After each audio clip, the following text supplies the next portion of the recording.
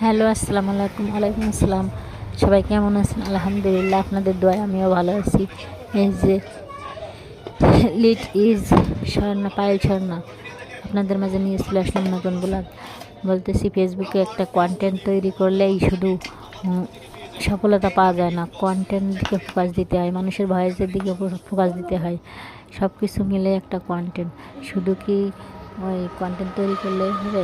গাছ লাগাই সুন্দর করে একটা বীজ রোপণ করতে হয়। রোপণ করলে সেই গাছ থেকে ফল আসে, ফল খেয়ে গাছটাও কাজে লাগে।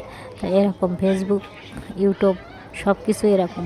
ইউটিউবে কাজ করতে হলে সব দিকে ফোকাস দিতে হবে, কন্টেন্টও সুন্দর করতে হবে, ভয়েসও সুন্দর করতে হবে, তাহলে সফলতা পাওয়া যাবে। কিন্তু একদিন 2 দিনের জন্য না। এটা যদি মানুষ বলে যে না, আমি চিরস্থায়ী আস্তে আস্তে করে খেতে পারবে, কিন্তু সুন্দর করে করতে হবে, ভিডিও দিতে হয়। তাই দেখি যখন তখন যে সে ভিডিও আমরা ছাড়লে কী হবে? কাজ হবে না। সব জিনিসের যত্ন আছে, যত্ন না করলে রত্ন মেলে না। কষ্ট করলে তার ফল মিষ্টি হয়। যত্ন করে যে কোনো জিনিস যত্ন করে করো, মনের থেকেই করো, তাহলে সফলতা পাবে। আর ইউটিউব প্ল্যাটফর্মটা এমনই জিনিস যে অনেক ধৈর্য ধরে কাজ করতে হয়। সফলতা পাওয়া এতটা সহজ না। সফলতা পেতে গেলে অনেক ধৈর্য ধরতে হবে, অধৈর্য হওয়ার কিছু নেই।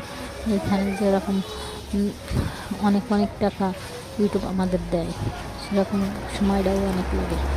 তাই বলতেছি, আমরা সবাই ধৈর্য ধরে কাজ করলে ঠিকই একদিন না একদিন ঠিকই তার সফলতা পাবেন।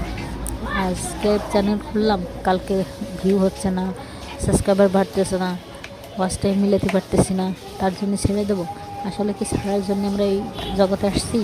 আমরা ধৈর্য ধরে কাজ করব, আমরা সবাইকে ভালোবাসা দেবো, সবাইকে সাপোর্ট করব, তাহলে আমরা এখান থেকে কিছু করতে পারবো। আসলে এটা কেউ শখের বশে করে, কেউ টাইম পাস করার জন্য করে।